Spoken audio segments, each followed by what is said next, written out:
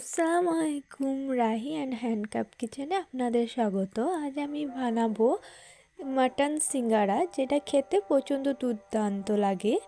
প্রথমে আমি এখানে 1 কাপ মতো ময়দা নিয়েছি। ময়দার মধ্যে আমি দিয়ে দিয়েছি 2 চামচ ঘি, তার মধ্যে দিয়ে দেবো 1 চামচ লবণ। সেগুলিকে দেওয়া হয়ে গেলে আমি ভালোভাবে মাখিয়ে নেব। আমার মাখানো হয়ে যাওয়ার পর ঠিক এইরকম হবে, তখন একটু আমি উষ্ণ গরম জল দিয়ে এটাকে মেখে নেব, একটা ডো বানিয়ে নেব। এখানে আমি উষ্ণ গরম জল দিয়েছি, এরপর আমি এটাকে মেখে একটা ডো বানিয়ে নিয়েছি। এরপর ওপর থেকে একটু সাদা তেল লাগিয়ে দেবো। এরপর আমি এটিকে কিছুক্ষণ রেস্টে রেখে দেবো। এখানে আমি 500 গ্রামের মতো মটন নিয়েছি। মটনের পিসগুলো ঠিক এই রকম হতে হবে। মটনটিকে আমি কিমা করে নেব। আমার কিমা করে নেওয়া হয়ে গেছে, ঠিক এই রকম হতে হবে কিমাটা। এরপরে আমি গ্যাসের মধ্যে কড়াই বসিয়ে আমি তেল দিয়ে দেবো এখানে। এরপরে আমি দিয়ে দেবো পেঁয়াজ কুচি। আমি একটা মিডিয়াম সাইজের পেঁয়াজ নিয়ে সেটাকে কুচিয়ে নিয়েছি। এরপর পেঁয়াজটিকে আমি ভালোভাবে নেড়ে নেব। একটু ব্রাউন কালার হলেই আমি তার মধ্যে দিয়ে দেবো 1 চামচ আদা রসুনের পেস্ট, দিয়ে দেবো এখানে 1 চামচ হলুদ গুঁড়া, 1 চামচ কাশ্মীরি লঙ্কা গুঁড়া,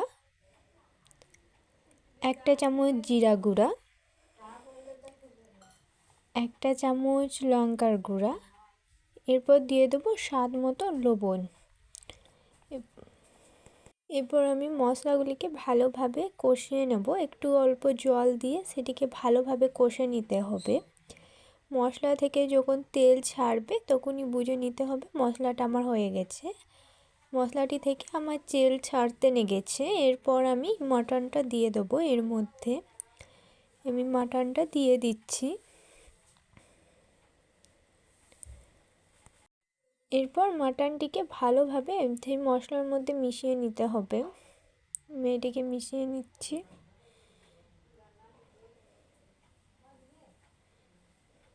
পরে এটিকে আমি ঢাকা দিয়ে দেবো কিছুক্ষণের জন্য। এরপর এর মধ্যে আমি অ্যাড করব চাট মশলা। চাট মশলা দেওয়ার পর এটিকে ভালোভাবে নেড়ে নিয়ে ঠিক এইরকম হয়ে যাবে। জলটা যখন একবারে শুকিয়ে যাবে, ঠিক এই রকম হয়ে যাবে, তখন বুঝে নিতে হবে পুরটা আমাদের একবারে পারফেক্ট হয়ে গেছে।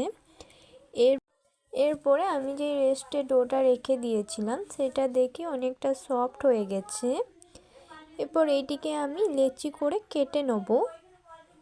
আমার লেচিগুলো সব আমি কেটে নিচ্ছি। এখানে সব লেচিগুলি কাটা হয়ে গেছে। এরপর আমি একটা লেচি নিয়ে এটিকে ভালো করে বেলে নেব। বেশি পাতলা করে দিলে হবে না, তাহলে কিন্তু যখন শেপটা দেবো পুরটা বেরিয়ে যেতে পারে। তার জন্য ঠিক একটু মিডিয়াম করে করতে হবে এটা। এরপরে আমি এইখানটা মাঝ বরাবর কেটে নেব। কেটে নিয়ে শেপটা দিয়ে দেবো সিঙ্গারার। আমি এরকমভাবে শেপটা দিয়েছি, আপনারা দেখুন তাহলে বুঝতে পারবেন। আমার শেপটা দেওয়া হয়ে গেলে আমি তার মধ্যে ওই পুরটা ভরে দিচ্ছি। পুরটা ভরে দেওয়ার পর মুখটাকে ঠিক এইরকমভাবে চেপে দিতে হবে যাতে বেরিয়ে না যায়। অনেক সময় তেলে ভাজার সময় বেরিয়ে যায়, তো এরকমভাবে চেপে দিলে আর বেরাবে না। আর আমার চ্যানেলটি যদি আপনাদের ভালো লাগে প্লিজ একটা লাইক অ্যান্ড সাবস্ক্রাইবার করে দেবেন। দেখুন আমার শেপটা ঠিক এইরকম হয়েছে। আপনারা চাইলে অন্যরকম করেও করে নিতে পারেন। আমার সবগুলি সিঙ্গারা করা হয়ে গেছে। এরপর আমি এগুলিকে এক এক করে কড়াইয়ে ভেজে নেব। আমি কড়াইয়ে তেল বসিয়ে সেগুলিকে ভেজে নিচ্ছি এক এক করে।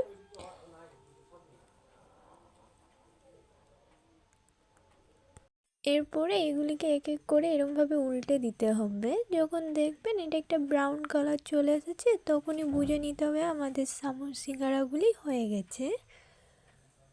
এগুলিকে এরপর আমি একটা পাত্রে তুলে নেব। পাত্রে তুলে নিয়েছি।